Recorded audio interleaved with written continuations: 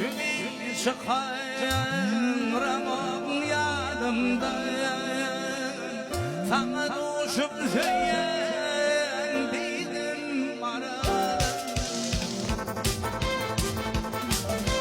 Gülüşümün çıkan ramon yanımda, sana duşup söylendiydim aradan.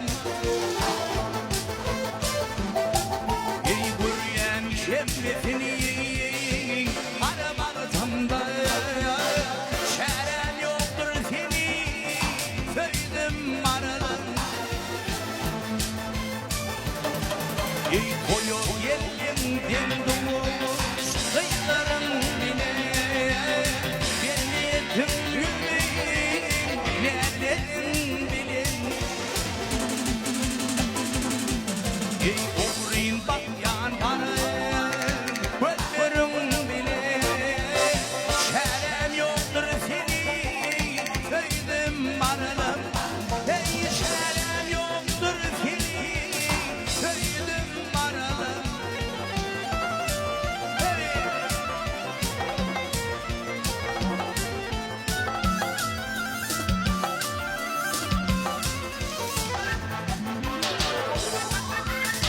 boşanarım çıksam diğer köylümde çarem yoktur seni hırsız sevmekten.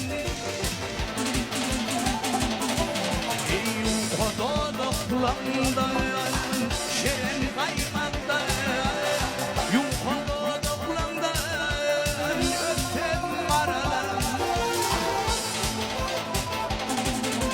Aşık yerin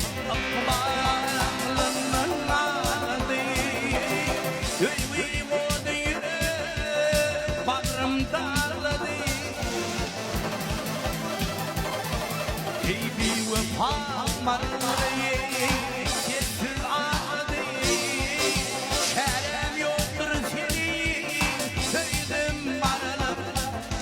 Şerem yoktur seni söyledim aradan. Ey bir vefam var, sessiz